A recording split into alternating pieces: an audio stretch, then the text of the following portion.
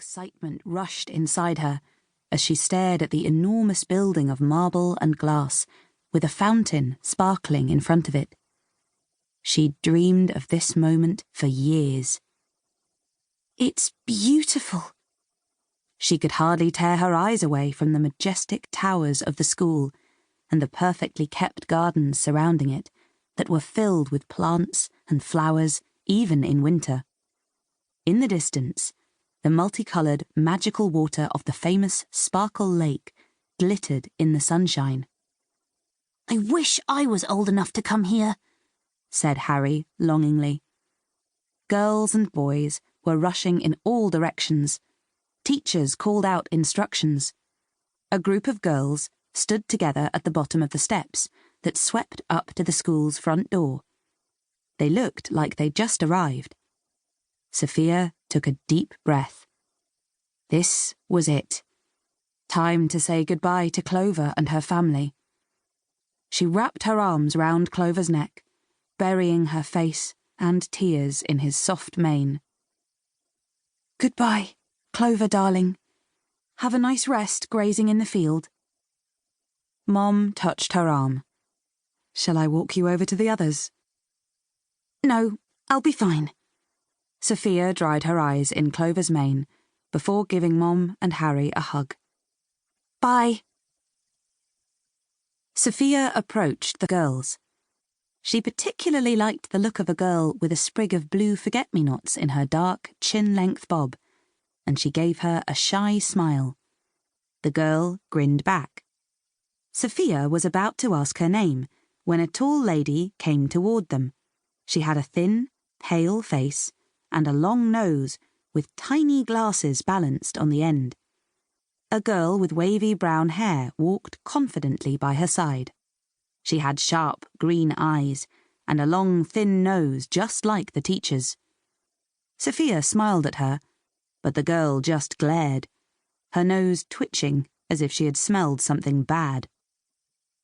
"Girls," said the teacher abruptly, "I'm Ms. Nettles, your geography and culture teacher.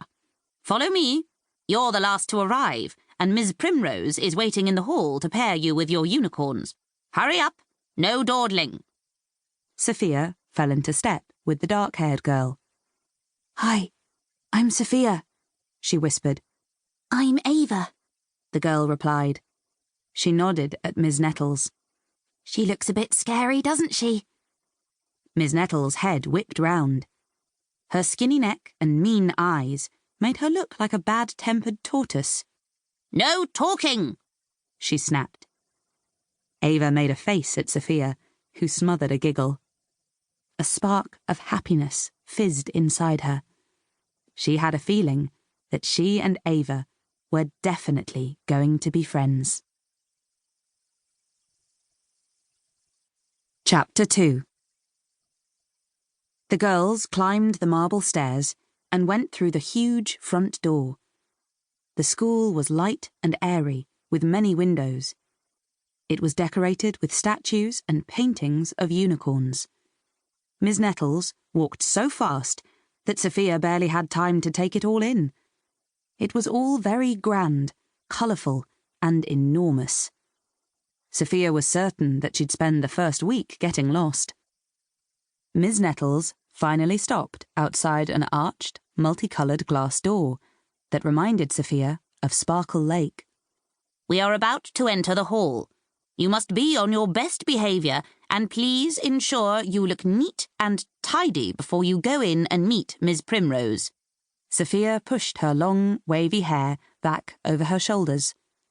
When the new girls had finished fixing their clothes, Ms. Nettles inspected them.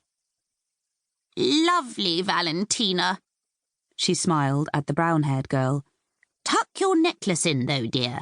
Jewellery shouldn't be on show." "Thanks, Aunt. Oops, I mean, Ms. Nettles." Valentina smirked. "Aunt," mouthed Ava, widening her eyes. Sophia widened hers back. "Really?" "No talking," snapped Ms. Nettles again. She led the girls into the hall. Sophia caught her breath. High up, a dome...